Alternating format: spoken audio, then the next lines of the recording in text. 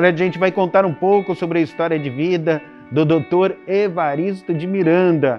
Ele que fez agronomia na França, também tem doutorado, mestrado em ecologia. Ele vai falar sobre os livros diversos que teve a oportunidade de escrever e publicar também, além, é claro, da experiência dele como comentarista de televisão. Ele que é o atual chefe da Embrapa Territorial. Vamos acompanhar então esse bate-papo, a história de vida, que está muito legal. Olha aí.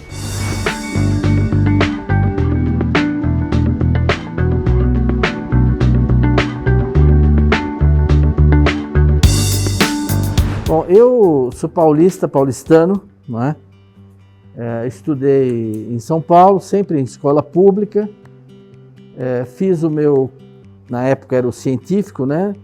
No Instituto Estadual de Educação, que era uma coisa muito especial, uma experiência que havia no estado de São Paulo. Para você fazer ginásio, colégio, nesse lugar você tem que prestar vestibular, assim, tinha um exame de admissão muito disputado, né? E eu lembro do meu, era mais de 800 pessoas para 60 vagas, né? E isso quando eu tinha uns 12 anos, né? Então eu tive uma formação muito boa, né, nessa escola pública, né? Lá na MOCA, Instituto Estadual de Educação Firmino de Proença. Mas quando eu terminei o científico, eu trabalhava, tudo, era uma época que eu estava descobrindo muita coisa, eu decidi não ir direto assim para a faculdade. Eu falei, eu vou me dar 1 ano, 2, e viajei pela América Latina, acabei por uma série de circunstâncias indo para a Europa também. E lá na Europa, na França, eu consegui me instalar razoavelmente. Eu falei, não, eu vou estudar aqui. E eu estava muito preocupada com a pobreza rural.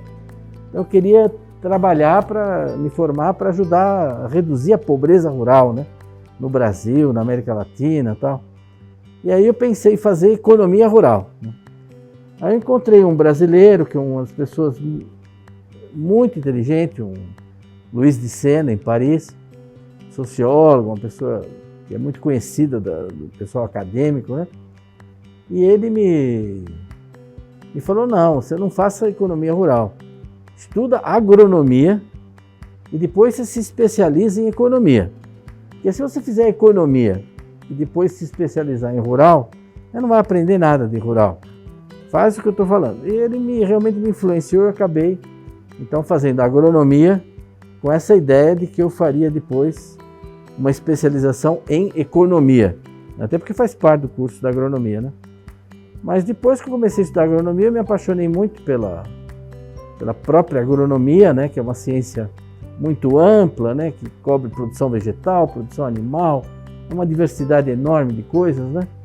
Tive a oportunidade de fazer muitos estágios na Europa e consegui estágios para a África.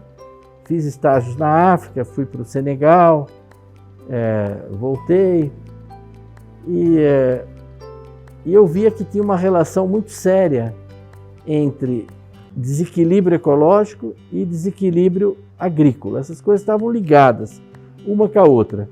Muitas vezes a gente tinha a impressão que a agricultura era vítima do desequilíbrio ecológico. Quer dizer, os produtores, eu via muito isso na África, né? Na região semiárida da África, onde eu estagiei, eles devastaram muitos recursos naturais, eles usam lenha, muita gente vivendo lá. Então, uma região que perdeu muito do potencial produtivo, e aí eles são um pouco vítima disso, né? Por outro lado, eles também vitimaram esse ecossistema, então era uma relação assim confusa. Eu decidi tentar fazer, então, ecologia aplicada, né? E me candidatei para o mestrado na região de Montpellier. Eu estudei em Lyon, fiz uma especialização de agronomia tropical em Paris. Depois me candidatei então nesse mestrado. E nessa época, em 83, em 73, 74, começou a ter uma seca muito grande na África, né? E a França ajudava com comida, com médico, etc., mas decidiu ajudar também com pesquisa, com ciência. E abriu uma linha de crédito para projetos de pesquisa lá na África, né?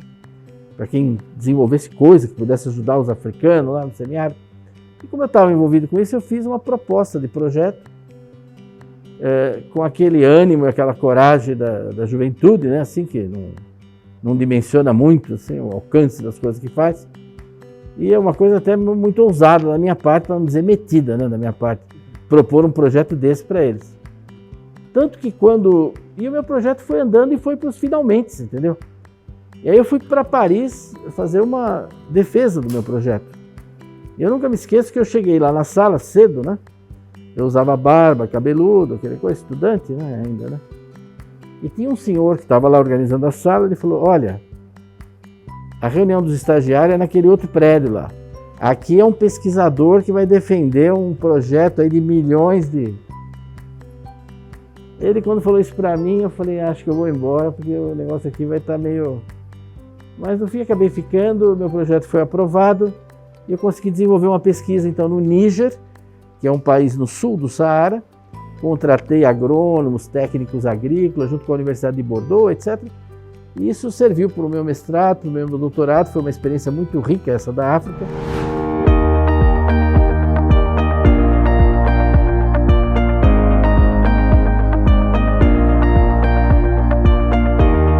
E aí eu comecei uma carreira científica, assim, de pesquisa, fui usando isso para o meu doutorado, e lá no meio do trabalho eu descobri algumas coisas, assim, que por incrível que pareça, teve muito pesquisador andando por lá, europeu, mas não tinha visto essas coisas que eu vi. Até porque como brasileiro eu aprendi a língua e eu morava nos vilarejos, eu andava muito perto mesmo do pessoal de lá. E eu fiz umas notas técnicas sobre isso, e essas notas técnicas tiveram muita repercussão lá no centro de pesquisa e tal. E aí, quando eu terminei meu doutorado, eu tive um convite para ficar lá e trabalhar na pesquisa da França, né? Pesquisa científica da França, no instituto, etc. Né? E eu estava muito feliz, porque eu tinha uma namorada, tinha uma bicicleta, o salário que eu ganhava era uma coisa assim, uns $3.000, mais ou menos, né? Hoje aqui uns 15 mil, aqui 16, 17 mil.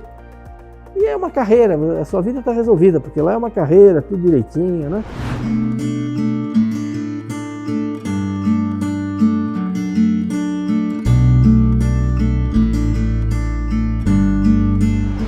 A presidência da Embrapa me convidou para... Estava organizando um centro aqui em Jaguariúna,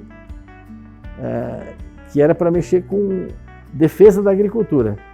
Pesticida, inseticida, fungicida, acaricida, né? Lidar com vírus, bactéria, doença. Era um centro focado na questão da sanidade, né? E a Embrapa queria dar talvez uma dimensão um pouco maior para esse centro, fazer assim um centro mais de meio ambiente, voltado para olhar tudo, controle biológico. Estava começando o controle biológico no Brasil. E aí eu vim para cá. Na época funcionava ali na Glicério, num andarzinho ali onde é o poupa-tempo. Funcionava ali a Embrapa de Jaguariúna, né? Construindo lá. Aí eu participei de todo esse processo, da construção e até a inauguração desse centro, que hoje é Embrapa Meio Ambiente, né? E lá eu era um laboratório de satélite, né? Mas começou a ter muita demanda de estudos territoriais pelo Brasil, cresceu muito em demanda, e aí a Embrapa decidiu transformar esse laboratório num centro de pesquisa, e eu vim para cá e construímos esse prédio, essa estrutura. Primeiro ficamos lá no São Quirino por um tempo, depois fomos crescendo nas nossas parcerias, nosso relacionamento, e por fim surgiu então a Embrapa Territorial, que já tem mais de 30 anos de existência, né? E que é o centro onde nós estamos hoje aqui. Então essa é assim um resumo de 40 anos de história aí, minha, com a Embrapa, do qual eu tenho muito orgulho de pertencer.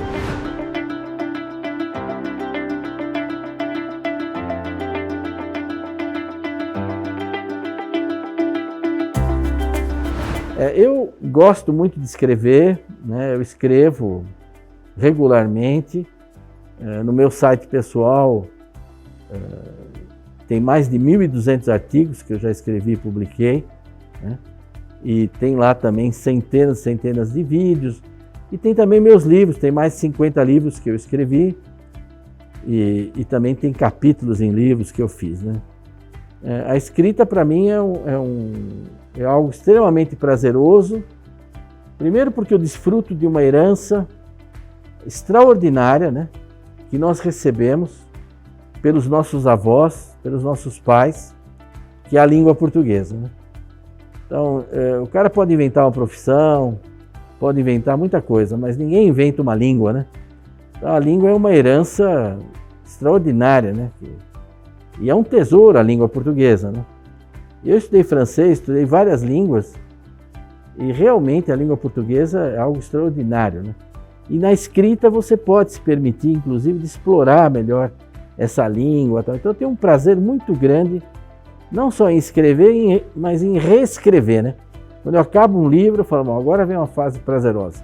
É pegar esse livro e reescrever, retrabalhar o texto, né? Enriquecer o texto. Sempre gostei de literatura. São diversos temas que o senhor fala ou é sempre mais... Eu tenho dois grandes temas, assim. Um é uma linha científica, né? De ecologia, de agricultura. São livros ou sobre a Mata Atlântica, sobre os animais, sobre o cavalo do Pantanal, sobre, enfim, a agricultura brasileira, a agropecuária brasileira. Esse meu último livro, Tons de Verde, é um livro que já está na 3ª edição, foi traduzido para o inglês, para o mandarim, né? E agora acabou a tradução dele, vai sair em árabe também. Então são livros que foram para o exterior, ligados a essa riqueza ambiental que é o Brasil, essa potência ambiental, essa potência... Tem livros muito bonitos, né? O livro Jardins Botânicos do Brasil, por exemplo, é um livro belíssimo que eu pude fazer em colaboração com colegas fotógrafos, etc.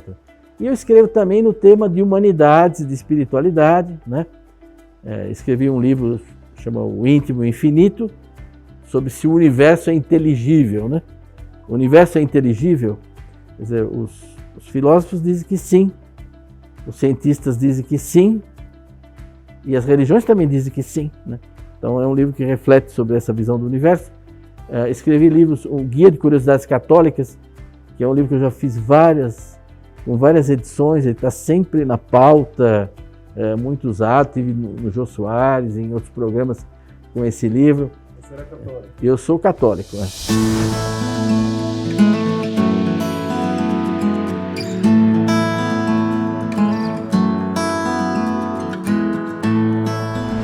Na TV eu tenho tido oportunidades, né? Durante muito tempo eu participei aqui do Caminhos da Roça, né?